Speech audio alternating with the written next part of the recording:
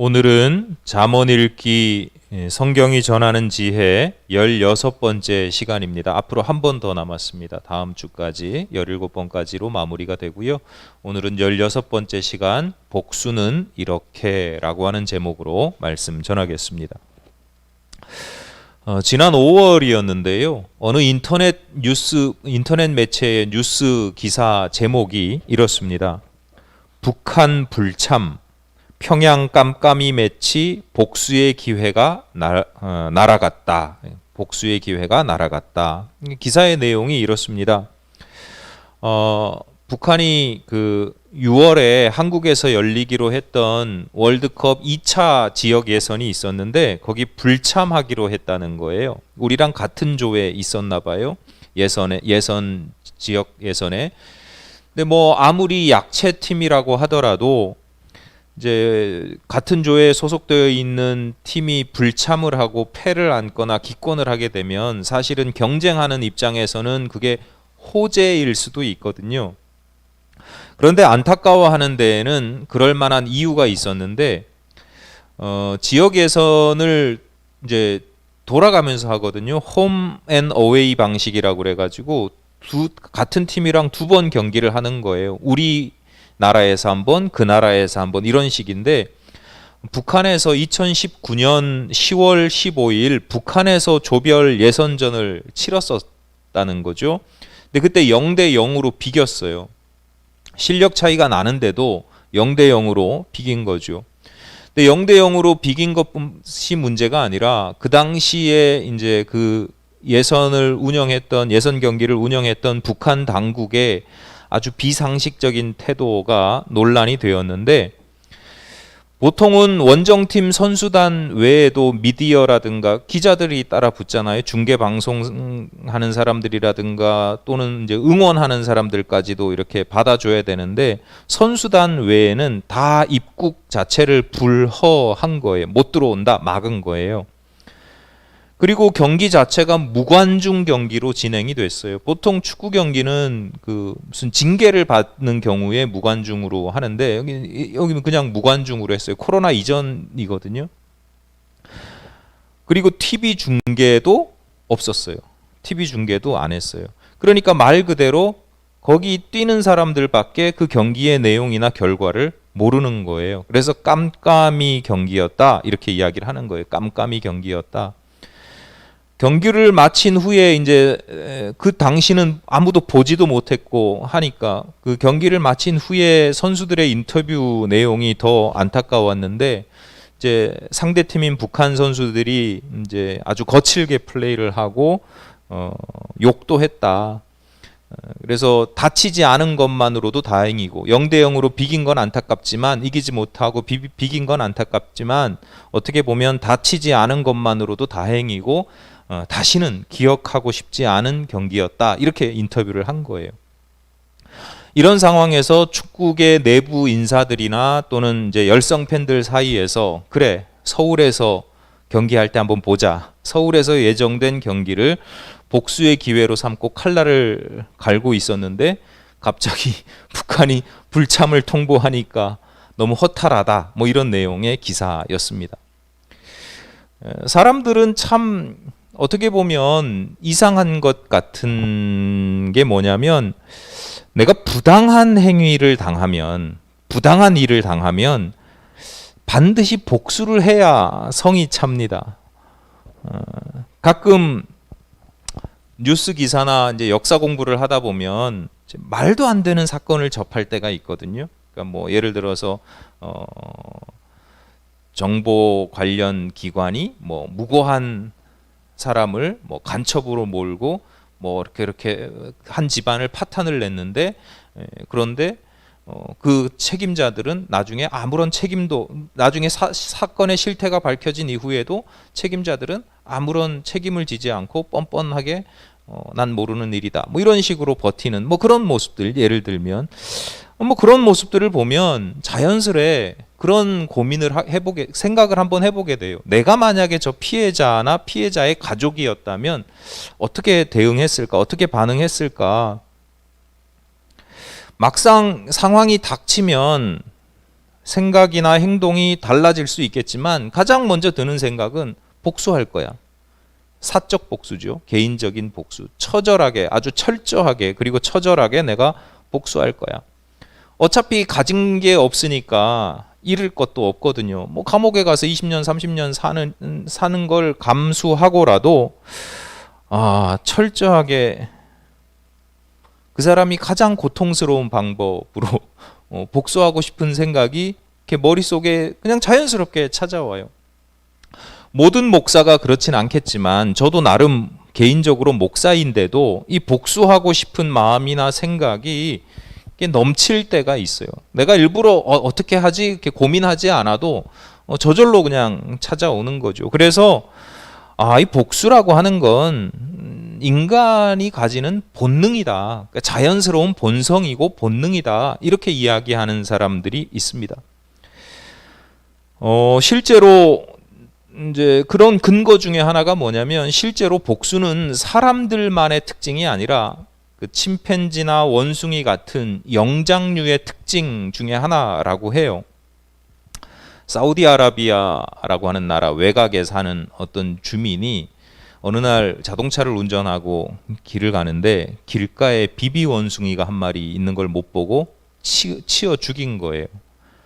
근데 뭐 그럴 수 있잖아요. 로드킬이라는 게 뭐 의도하지 않아도. 그리고 이제 갔어요. 그리고 한 사흘 정도 지났을 때 다시 이제 그 길을 통해서 돌아오는데 이제 원숭이 한 마리가 그 다른 비비 원숭이죠. 원숭이 한 마리가 그 차를 알아보고는 막 소리를 지르는 거예요. 괴성을 막 지르니까 그 뒤에 숨어 있던 다른 비비 원숭이들이 일제히 일어나서 돌멩이를 그 차에 막 던져가지고 유리가 깨지고 그래서 아주 위급한 상황이 있었다라는 보고가 있어요. 학자들이 이러한 사례들을 다 모아가지고 봐라, 영장류들이 이렇게 복수하지 않냐, 심지어 이제 복수할 기회를 노리고 기다릴 줄도 안다. 이건 본능이다. 이렇게 이야기를 보고를 합니다. 복수는 자연스러운 현상이고 복수심은 자연스러운 현상이고 복수라고 하는 것은 인간의 본성일 뿐일까? 물론 본성도 있는 것 같아요. 근데 본성만 있는 것 같진 않아요. 예를 들어서 사회학자들은 복수라고 하는 게 일종의 자기 방어 수단일 수 있다라고 이야기하거든요. 복수가 가지는 기능 중에 하나가 자기 방어 수단이라는 거예요.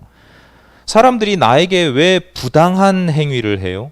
내가 복수심이 막 들끓어 이를 만큼 부당한 행위를 나한테 왜 하냐? 그 이유 중에 하나가 내가 만만해 보이니까. 함부로 대해도 쟤는 뭐 찍소리 못하고 저항도 못하고 나에게 손해가 오지 않으니까. 그렇게 해도 되는 존재, 하찮은 존재로 여기기 때문이죠. 이런 점에서 복수라고 하는 건 내가 그렇게 만만한 존재가 아니라고 하는 걸 인식시켜주는 수단이 됩니다. 난 결코 만만치 않아. 지렁이도 밟으면 꿈틀거린다고. 나는 죽을 수 있어도 내가 너한테 조금이라도 손해를 끼칠 거야. 뭐 이런 게 복수거든요. 그러니까 전쟁에서 왜 함부로 우리가 10만큼의 힘이 있고 저 나라는 5만큼의 힘이 있는데 싸우지 않아요. 10만큼의 힘으로 5만큼의 힘을 싸워서 이겨서 뺏을 수도 있지만 그것 때문에 우리가 손해보고 피해보는 것들이 있기 때문에 가진 것이 많을수록 그 피해를 경험하는 그 경험적으로 느껴지는 그 충격량 이런 건 사실은 상당하거든요. 그러니까 복수라고 하는 건 자기 방어 수단이 된다. 그래서 대부분의 사회에서 인류 사회나 공동체나 역사에서는 뻔히 지는 걸 알면서도 반드시 보복하는 그런 행위들이 나타나는 거예요. 대부분의 사회는 오늘날 이제 발전되고 문명화된 대부분의 사회는 그 사적 복수를 허용하지 않습니다. 개인적으로 복수하는 걸. 왜냐하면 공동체나 사회가 그렇게 되면 유지가 안 되거든요. 그 대신 사적 복수를 금하는 대신 공적으로 처벌을 합니다. 민사 소송을 통해서 배상을 하기도 합니다. 근데 살다 보면 이제 그런 일들을 경험하다 보면 이게 성이 안 찰 때가 있거든요. 내가 피해는 이만큼 받았는데 어떤 사람이 음주운전 해가지고 사람을 죽였는데 1심에서 4년을 받았어요. 사람들이 다 뭐라 그래요? 2심에서 늘었어요. 6년을 받았어요. 그래도 사람들이 다 뭐라 그래요? 한 사람의 생명을 죽였는데 음주운전 한 번도 아니고 2번, 3번 해가면서 저렇게 사람 죽이는 걸 저렇게 처벌해서는 안 된다. 뭐 이런 사람들의 이 정서가 있잖아요. 성이 차지 않을 때가 있어요. 그런데 성이 차지 않아도 어쩔 수 없지 뭐. 이 나라 법이 문제야, 판사가 문제야. 뭐 이런 식으로 이제 그냥 화가 나지만 넘어가는 경우도 있지만 때로는 이게 참기 힘든 수준, 이게 이대로 넘어가면 안 된다라고 하는 참기 힘든 수준이 있거든요. 그리고 그런 가운데 가장 큰 문제가 뭐냐면 힘의 논리가 작용할 때예요. 그러니까 가장 비근한 예를 들면 우리 잘 흔히 하는 표현으로 이제 유전무죄, 무전유죄 뭐 이런 표현을 하잖아요. 경제력이든 정치 권력이든 뭐 아니면 지식 권력이든 힘을 가진 사람들은 방법을 다 찾아가지고 아주 약하게 처벌을 받아요. 오케이, 그것까지 괜찮아. 그런데 심지어 무죄 판결을 받기도 하고요. 뻔히 죄가 있는데도 그냥 눈 감아주고 덮어주어서. 그러니까 죄를 발견을 못해서 노력을 했는데 죄를 발견을 못해서 증거를 발견을 못해서가 아니라 증거를 감추고 보셨잖아요. 얼마 전에도 뭐 안 할랍니다. 얘기. 뭐 하여튼 그런 일들이 있거든요. 뭐 동영상 이런 거 뻔히 보면서도 이 사람 아니다 뭐 이런 식으로 증거가 뻔한데도 아니다 뭐 이런 경우들이 있단 말이에요. 뭐 그런 식으로 나중에 증거 불충분 뭐 또는 뭐라 그래 시효가 지나서 공소시효가 지나서 뭐 이런 식으로 해서 죄는 있지만 무죄 판결을 의도적으로 내리는 뭐 그런 경우가 있지요. 약하게 처벌받았는데도 뭐 최대한 뭐 힘을 동원해서 약하게 처벌받았는데도 형기 중에 이제 가석방을 한다거나 심지어 이제 사면 복권 해가지고 아예 범죄 경력을 지워주기도 하는 뭐 이런 일들이 생기죠. 근데 이런 일들이 자꾸 많아지면 어쩌다 한두 번 우리나라 사람들 참 잘 참는 것 같아요. 그런 거 보면 참 순하다고 그래야 되나. 하여튼 근데 이런 경우가 그나마 좀 덜해서 적어서 문제지 이런 일들이 막 많아지면 어떤 현상이 나타나겠어요? 공적인 처벌에 대한 신뢰가 사라지면 그러면 자연스레 사적 복수가 늘어나게 돼요. 이게 나라에서 법원에서 경찰이 검찰이 제대로 안 해주네? 그러면 뭐 내가 직접 이런 식으로 되는 거죠. 그런데 보시면 아시겠지만 공적인 그 기관에서 제대로 처벌하지 않는 건 사실은 정의롭지 못한 거잖아요. 부정한 거란 말이에요. 이런 의미에서 사적 복수는 때로는 정의를 추구하는 개념이 될 수도 있어요. 공적으로 정의가 구현되지 않으니까 사적으로 정의를 구현하는 겁니다. 이게 뭐 말이 돼? 이렇게 생각하기 쉬운데 여러분 한번 생각해 보세요. 안중근이 이토 히로부미를 암살한 것을 일본 사람들은 살해, 테러라고 봅니다. 우리나라 사람들에게는 독립운동이죠. 저항이고 전쟁, 전투였어요. 일본 사람들에게는 이게 범죄 행위예요. 범법 행위예요. 법을 어겼으니까 범죄 행위란 말이에요. 근데 우리나라 사람들에게는 이게 정의를 구현하는 거예요.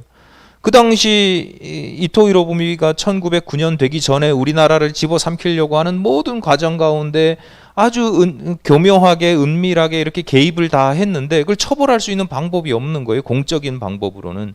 정의를 구현할 수 있는 방법이 없으니까 사적으로 하는 거죠. 그러니까 이런 점에서 복수심 또는 복수하는 행위에 대해서 무조건 복수는 나쁜 거야. 복수는 악이야. 극악한 거야. 라고 부정할 필요는 없다. 제가 이걸 좀 강조하고 싶은 거예요. 왜냐하면 왜 이런 말씀을 특히 강조하냐면 이제 성도들 그러니까 하나님을 믿는 신앙인들 중에 복수라고 하는 걸 무조건 금기시하는 경우가 있기 때문에 그래요. 흔히 말하는 믿음이 좋을수록 믿음이 좋은 사람일수록 복수는 하나님 앞에 죄다, 악이다 라고 하는 것을 당연하게 여길 때가 있습니다. 왜냐하면 그럴 수 있어요. 충분히 그럴 수 있어요. 왜냐하면 예수께서 우리에게 가르치시기를 원수를 사랑하라 이렇게 가르치셨거든요. 원수에게 복수하라 이렇게가 아니라 원수를 사랑하라 이렇게 가르치셨고요. 또 7번씩 70번이라도 용서하라 이렇게 말씀하셨고, 누가 겉옷을 내어달라 그러면 속옷까지 내어주고, 오리를 함께 가자 그러면 십리를 같이 가라 이렇게 말씀하셨어요. 예수님 말씀이 틀려요? 예수님 말씀 맞죠. 옳습니다. 그 말씀대로 살아야 합니다. 근데 문제는 뭐냐면 그 말씀을 내가 온전히 소화해야 된다는 거예요. 머리로만 귀로만 들어서 억지로 순종하는 게 아니라 내가 온전히 소화해서 내가 그 말씀에 동의하고, 내가 그 말씀이 내 안에 내 안에 들어와서 그 말씀이 내가 되었을 때, 그래서 감당할 수 있는 마음으로 원수를 사랑하고 용서하고 선대할 수 있어야 되는 거죠. 그런데 그렇지 않은 상태에서 그저 말씀에 복종해야 된다고 하는 마음으로 억지로 사랑하고 용서하는 건 사실은 좀 위험할 수 있어요. 항상 그런 건 아니지만 경계선이 분명하게 탁 지어지는 게 아니기 때문에 애매한 경우도 있지만 하여튼 위험할 때도 있어요. 특히 다른 사람에게, 타인에게 사랑과 용서를 강요하는 경우가 있습니다. 너 하나님 믿는 사람이잖아. 그러니까 그냥 좀 참고 용서해줘. 넘어가줘. 은혜가 좋은 거지. 이런 식으로 이야기하는 건 사실은 그 사람한테 무지막지한 폭력이 될 수 있거든요. 요즘에 유행한다 그러면 요즘에 자주 쓰는 표현 중에 하나가 그런 거죠. 2차 가해, 3차 가해가 되는 겁니다. 그 사람이 스스로 내가 하나님의 마음으로, 예수님의 마음으로 용서하고 이러면 상관이 없지만, 옆에서 준비도 안 되고 여전히 그 힘들어하는 사람한테 억지로 용서를 강요하는 건 사실은 굉장히 좋아 보이지만 굉장히 위험한 폭력이 될 수 있다. 그러니까 여러분 함부로, 특히 다른 사람한테 용서해야 된다, 이 용서를 강요하지 않도록, 내가 이걸 권할 수는 있지만, 조심스럽게 권할 수는 있지만 이게 강요가 되지 않도록 조심해야 된다라고 하는 것입니다. 스스로에 대해서도 마찬가지예요. 스스로에 대해서 성도들에게 왜 이런 말씀을 드리냐면, 스스로에 대해서도 많은 사람들이, 저도 그렇죠. 저도 마찬가지인데 복수심을 제어하지 못하는 것. 내한테 복수심이 생길 수는 있는데 그걸 제어하지 못하고 용서하지 못하는 것에 대해서 일종의 죄책감을 가질 때가 있습니다. 신앙인으로서 물론 열심히 수행을 하고 기도하고 말씀 묵상하면서 원수를 용서할 수 있어야 하는데, 아까 말씀드렸듯이 아직 그러지 못할 때가 있거든요. 아직 내가 소화할 수 없는 수준일 때가 있거든요. 그러면 아쉽고 안타깝죠. 내가 이걸 소화를 못 시키는구나, 안타까울 수 있습니다. 하지만 그것이, 그 안타까움을 넘어서 죄의식으로까지 확장되는 것은 좀 문제가 될 수 있어요. 자신을 괴롭히는 행위가 될 수 있어요. 왜냐하면 자기 자신을 계속해서 구렁텅이로 몰아넣는 거예요. 내가 어떤 피해를 당해서 그 피해 때문에 막 힘들고 고통스럽잖아요. 그러면 하나님의 말씀으로 그게 치유가 돼야 되는데 하나님의 말씀이 더 나를 짓누르는 거예요. 너는 피해의 고통도 있는데 왜 난 용서하지 못할까? 왜 난 복수심을 없애지 못할까? 왜 복수하고 싶을까? 이 죄책감에 더 자신을 무너뜨리는 경우가 있다. 우리가 죄책감을 가지고 하나님 앞에 회개하는 건 필요하지만 필요 이상의 지나친 죄책감은 오히려 좋은 신앙이 아닙니다. 하나님 앞에 순종하는 것, 하나님 말씀에 순종하고 순결해지는 것을 노력할 필요는 있지만 그런 건강한 신앙 수행이 아니라 이게 자칫 잘못하면 자기 비하가 돼요. 자기 비하. 자기 부정도 돼요.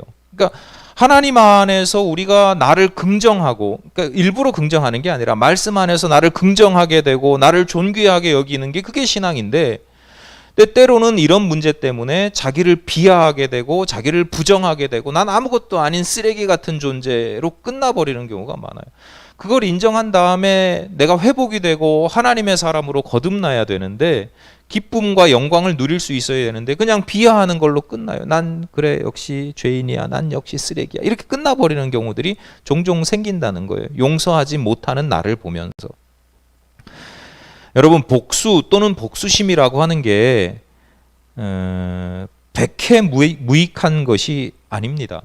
앞서 말씀드렸듯이 종종 자연스러운 본능과 같이 본성과 같이 자연스러운 현상이고 때로는 자기를 방어하기 위한 최소한의 수단이 될 때도 있고 때로는 정의를 구현하는 이 땅의 정의를 이루는 일들이 될 수도 있습니다.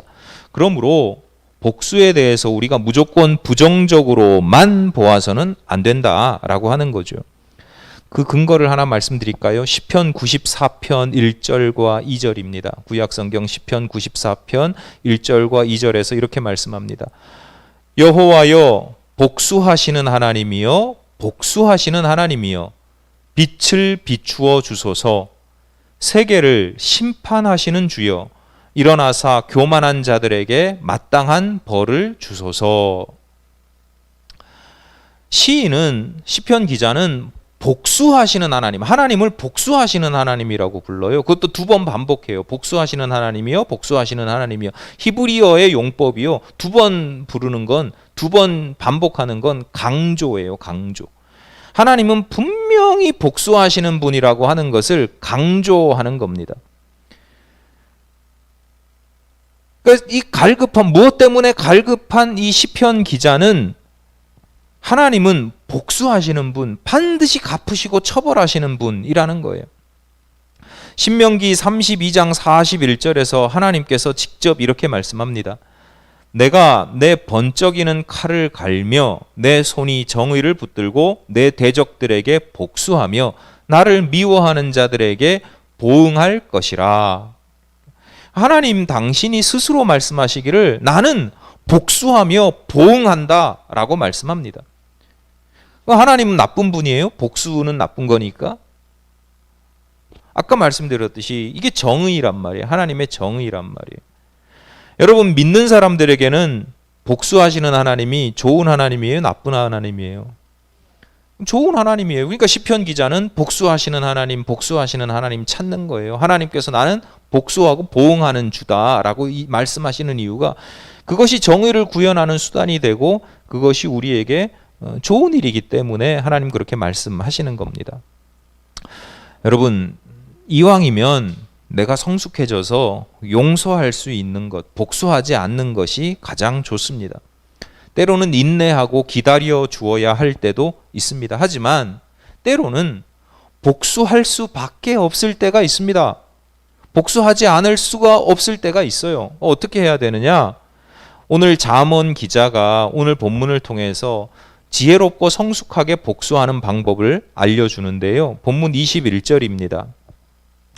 네 원수가 배고파 하거든 음식을 먹이고 목말라 하거든 물을 마시게 하라. 이게 쉽게 보면 예수께서 원수를 사랑하라거나 왼쪽 뺨을 때리면 오른쪽 뺨을 돌려대라고 하는 말씀하고 비슷해 보이지만 그러나 이런 표현 내 원수가 배고파 하거든 음식을 먹이고 목말라 하거든 물을 마시게 하라는 이 말씀의 목적은 그 이유는 조금 달라요.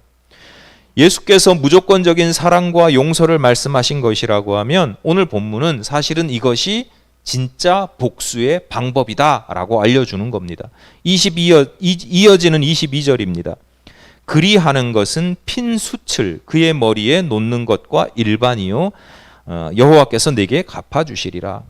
뜨거운 숯을 피어있는 불이 벌건 그 숯을 머리 위에 올려놓는 것과 같은 복수가 된다라고 하는 거예요.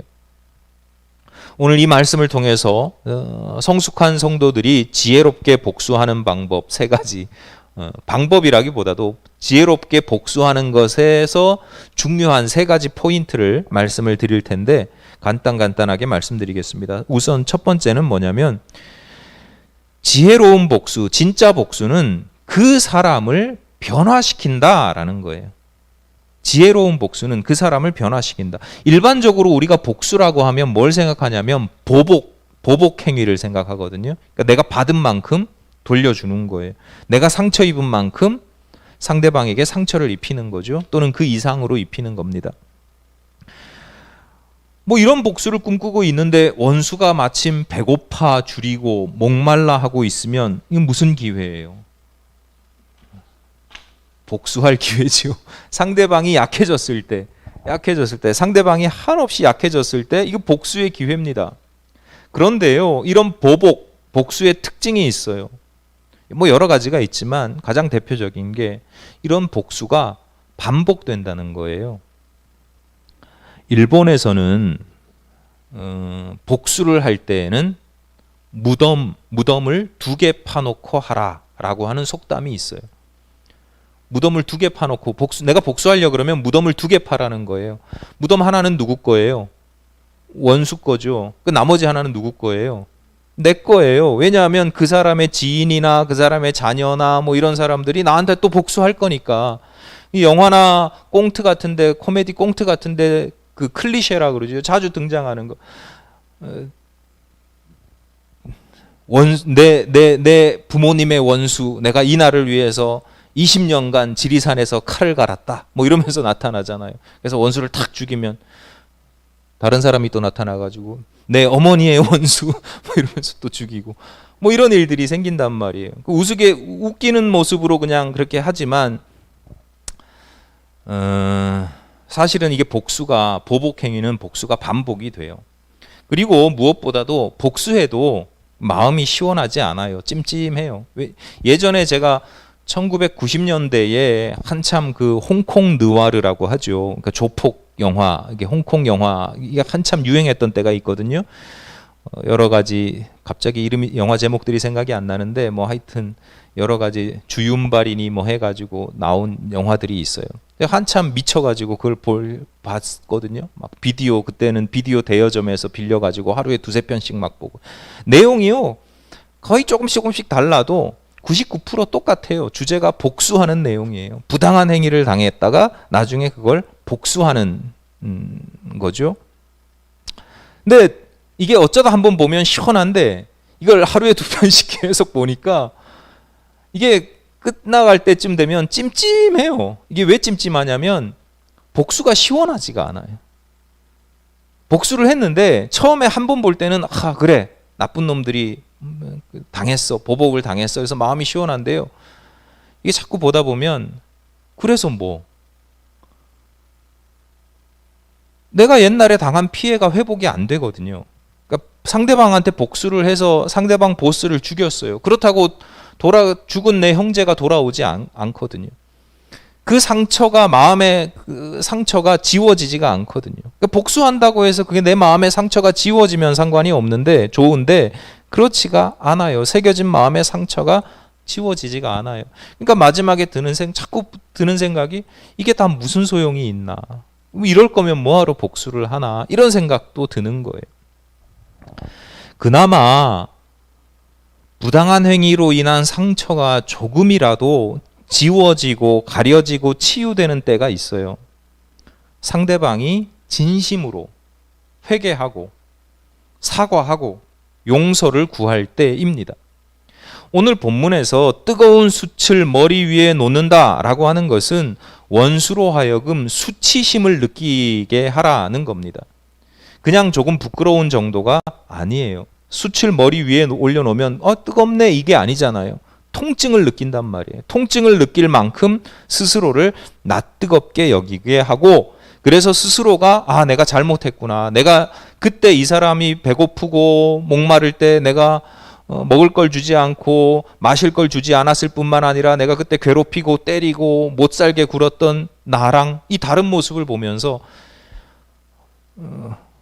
스스로 뉘우치고 용서를 구하게 하라는 거죠. 그래서 그 사람을 변화시키라는 겁니다. 진짜로 변화시키라는 거예요. 그런데 그 변화시키는 방법이 내가 당한 것처럼 똑같이 때리고 굶주리게 하고 조롱하는 것이 아니라 약해졌을 때 도와주는 방식으로 선대하는 겁니다. 그 대표적인 예 중에 하나가 레미제라블의 장발장을 다 기억하실 겁니다. 빵 하나 훔쳤다고 감옥에 가두는 그게 시대적인 상황을 다 배경을 두고 쓰여진 소설이거든요. 프랑스에서 빵 하나 훔치면 감옥에 가요. 물론 나중에 탈옥을 거듭 실패해서 이제 그 수감 기간이 늘어나긴 하지만 요즘은 여러분 가난해서 빵 훔쳐도 감옥 안 가요. 옛날엔 그런 시절이었단 말이에요. 그러니까 얼마나 부당해요. 자기가 잘못한 것도 있지만 잘못한 것에 비해서 너무 큰 부당한 대우를 당하잖아요. 어쨌거나 감옥에 가둔다고 해서 처벌한다고 해서 빵 하나 훔친 것에 대해서 처벌한다고 해서 그 사람이 변화되느냐? 변화되지 않거든요. 장발장이 나중에 신부님한테 가가지고 음식 대접받고 나올 때 은초대랑 은식기랑 훔쳐가지고 나오잖아요. 변화되지 않은 거예요. 그런데 경찰에 걸렸을 때 신부가 이거 내가 준 거다 이렇게 이야기하고 선대하는 걸 듣고 나랑 다르게 사는 사람이 있구나. 이게 그 교회에서 말씀하시는 하나님의 은총이구나. 이걸 느끼고 그때부터 변화되는 거죠. 선대한다고 반드시 변화되는 건 아니지만 변화의 목적을 두고 어떻게 하는 게 효과적인가 했을 때는 선대하는 것이 훨씬 효과적이라 이 말입니다. 그렇게 사람들이 변화되는 것이 진짜 보복이고 진짜 복수다. 완벽한 복수다라고 하는 거예요. 그렇지 않고 보복하는 행위는 계속 이게 반복될 수 있는 거죠. 그러니까 첫 번째는 지혜로운 복수는 그 사람을 변화시키는 방법을 추구해야 된다. 그게 진짜 지혜로운 복수고 진짜 복수다. 그 사람의 옛 모습을 죽이는 거죠. 몸을 죽이는 게 아니라 그 마음과 인격, 잘못된 모습을 죽이게 하는 겁니다.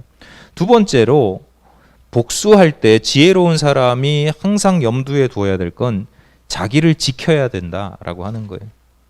복수심에 사로잡혀가지고 자기를 잃어버리면 안 된다. 철학자 니체가 한 유명한 말 하면 다 사람들은 신은 죽었다 이거 얘기하는데요. 그것만 얘기한 게 아니에요. 니체가 남긴 유명한 말 중에 하나가 뭐냐면 괴물과 오래 싸우다 보면 내가 뭐가 돼요? 괴물이 된다. 복수의 싸움을 하다가 보면 자기 자신을 잃어버리는 거예요. 그래서 싸움에서 이겼어. 결국은 이겼는데 나중에 보면 이긴 내가 없어요. 이긴 나는 과거의 내가 아니에요. 전혀 다른 사람이 되어 있거나 심지어 원수와 똑같은 모습이 되어 있기도 하는 거죠. 옛날에 옛 어른 우리나라 속담에 그런 표현이 있잖아요. 욕하면서 몰라요? 배운다. 욕하면서 배운다. 저는 그 말을 처음에 듣고 이게 제가 어렸을 때 그 말을 들었거든요. 한 중고등학교 때 처음 들은 것 같아요. 그때 교회 목사님이 그 말씀하신 것 같아요. 근데 너무 이해가 안 되는 말씀이었는데 한 20대 말쯤 되니까 이해가 되더라고요. 왜냐하면 내가 욕하던 모습이 나에게도 조금씩 보이기 시작하니까 그 말씀 진짜 무서운 말씀이다. 그렇게 생각했던 적이 있거든요. 미국의 그 오바마 대통령의 부인인 미셸 오바마가 2016년도 미국 대선을 앞두고 민주당 소속이거든요. 그 민주당 전당대회 때 남겼던 유명한 명언이 있어요. 그 이후로 여러 사람들이 이제 인용해서 쓰는데 그 당시에 공화당 후보였던 트럼프가 민주당 후보였던 힐러리 여사를 공격을 했는데 굉장히 천박하게 저급하게 공격을 했어요. 그랬을 때 이제 미셸 오바마가 이렇게 이야기한 거죠. 전당대회에서 민주당 지지자들 모아놓고 when they go low, 그러니까 그들은 낮게 가더라도 저급하게 천박하게 가더라도 we go high, 우리는 높이 간다. 우리는 고상하게 간다. 그들이 천박하게 싸움을 걸어온다고 해서 우리 똑같이 천박하게 싸우지 않겠다. 이렇게 이야기를 한 거예요. 2016년 대선에서 미셸 여사가 지지하는 힐러리 클린턴이 낙마했습니다. 그러니까 싸움이라고 하는 게 같이 천박하게 가지 않고 난 고상하게 할 거야 그러면 싸움에서 지지요. 질 수 있습니다. 반면에 2020년 대선에서는 똑같은 말로 바이든을 지지했는데 바이든이 대통령이 됐어요. 여러분 중요한 건 이겁니다. 고상하게 싸우면 지고 고상하게 싸워도 이기고 이런 이기고 지는 게 문제가 아니라 싸움에 집착하는 것, 승부에 집착하는 것, 이기냐 지느냐 이거에 집착하는 것보다 훨씬 중요한 게 있는데 나를 지키는 것이라는 거예요. 그게 진짜로 이기는 것. 그렇지 않으면 이겨도 지는 거예요. 왜냐하면 나에게 원수의 모습이 그대로 있는데. 앞서 북한이 월드컵 예선에 불참하는 바람에 복수의 기회를 놓쳤다라고 하는 기사를 소개해 드렸습니다. 축구계 내부 관계자들이 복수를 위해서 칼날을 갈았다라고 하면 어떤 방식으로 복수하려고 했을까요? 뭐 똑같이 푸대접하고 못살게 굴고 거칠게 하고 욕설을 하는 그런 방식이었을까요? 좀 그렇지 않았을 거라고 봐요. 그들이 보여준 것과는 정반대로 푸짐하게 대접하고 널리 양해해주고 배려해주고 신사적으로 대했을 겁니다. 근데 이게 진짜 복수라는 거죠. 바보 같아서 그렇게 하는 게 아니라 그게 진짜 복수예요. 왜냐하면 우리의 본 모습을 보여주는 겁니다. 난 너와 달라. 난 너희들과 달라. 그래서 상대방을 부끄럽게 할 뿐만 아니라 그것이 나를 막 우월하게 드러내고자 하는 것이 아니라 원래 그런 나의 모습을 잃어버리지 않는 겁니다. 복수심에 사로잡혀서 잃어버리지 않고 그런 나를 지키는 겁니다. 마지막으로 한 가지, 지혜로운 사람이, 성숙한 사람이 복수할 때는 항상 기억해야 되는 것, 세 번째는 하나님을 기대하는 겁니다. 22절 후반부를 다시 보겠습니다. 여호와께서 네게 갚아주시리라. 이게 얼핏 보면 내가 그렇게 하면 하나님께서 대신 갚아주신다 이렇게 그냥 넘어갈 수 있는데요. 물론 하나님은 앞서 말씀드렸듯이 보복하시는 하나님, 복수하시는 하나님, 보응하시는 하나님, 대신 갚아주시는 분은 맞습니다만 오늘 본문의 뜻은 뉘앙스가 좀 달라요. 여호와께서 누구에게 갚아주신다고 돼 있어요? 네게 갚아주신다. 어떤 네?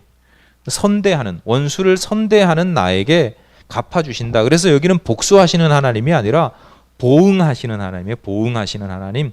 그래서 어떤 성경에는 상을 베푸신다 이렇게 표현하기도 해요. 상을 베푸시면 결과적으로 어떻게 돼요? 내가 원수보다 높아지는 겁니다. 하나님의 상을 받은 사람이니까. 여러분, 가장 좋은 복수는요, 상대방에게 해를 끼치는 게 아니라 내가 잘 되는 겁니다. 내가 잘 사는 겁니다. 잘 먹고 잘 산다는 게 아니라 내가 하나님의 사람답게 사는 것입니다. 하나님께서 늘 동행하시며 지키시는 하나님의 사람으로 사는 겁니다. 이삭이 가는 곳마다 우물을 판 것은 그의 우물 파는 능력이 뛰어나다는 것을 전하는 게 아니라 하나님께서 그와 함께 하신다는 것을 보여주고 있는 겁니다. 같은 땅에 살고 있는 사람들이 이삭 약하다고 괴롭히고 우물 뺏고 막 부당하게 대하다가 나중에 그 모습을 보면서 저 사람은 하나님이 함께하는 사람이야. 그래서 평화 협정을 맺자고 먼저 찾아오거든요. 요셉도 마찬가지죠. 그와 함께하는 사람들이 다 한결같이 요셉의 모습을 통해서 저 사람은 하나님께서 함께하시는 사람이구나. 여러분, 성도가 가장 잘 산다. 저 사람 참 잘 먹고 잘 산다. 성도가 잘 산다라고 하는 건 뭐냐면 누가 보더라도 저 사람은 하나님이 함께 하시네. 함께 하시는 것 같아. 이렇게 보여지는 거예요. 내가 잘 되는 방법, 내가 잘 사는 방법, 그러므로 하나님께서 함께 하시면서 하나님께 상을 받는 거죠. 하나님께서 상을 받으시는 건 어떤 사람이 하나님의 상을 받아요? 하나님께서 기뻐하시는 행위를 할 때, 하나님의 뜻대로 살 때 상을 받는 거죠. 어려움이 있어도, 부당한 일이 있어도 그래도 하나님의 뜻대로 살아가려고 할 때 하나님께서 녀석 기특하구나, 이 어려움과 이 위기를 이겨낼 수 있도록 내가 힘을 더하여 주마, 그러면서 상을 베푸는 거죠. 그 하나님을 기뻐하시게 하고 하나님께 상 받는 방법 중에 하나가 뭐냐? 원수에게 보복하는 게 아니라 원수를 선대하는 것이다 라고 하는 겁니다. 원수만 바라보면 마음이 막 부글부글 끓지요. 근데 성숙한 사람들은 하나님을 바라보면서 하나님께서 기뻐하시는 일을 함으로 결과적으로 내가 원수보다 잘 살게 되고 높아지게 된다라고 하는 겁니다. 가끔 주변 분들, 그리고 그 주변 분들 가운데는 뭐 성도님들 가운데에도 소소한 악랄하게 복수하겠다 이런 분들은 주변에서 참 보기 어려운데 소소한 복수를 꿈꾸는 분들이 계셔요.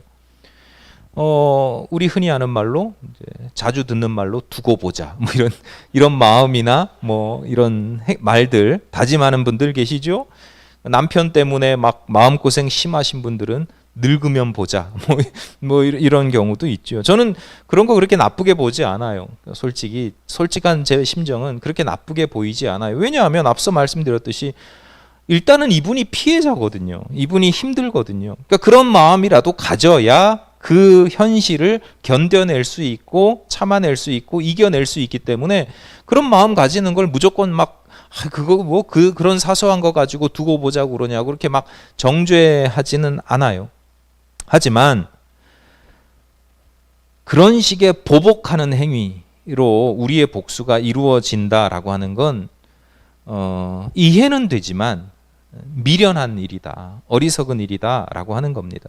그래서 하나님을 믿는 사람들은 용서하면 좋겠지만 용서할 수 없는 상황이다, 보복을 해야 된다, 복수해야 된다라고 하면 지혜롭게 복수하는 게 좋다.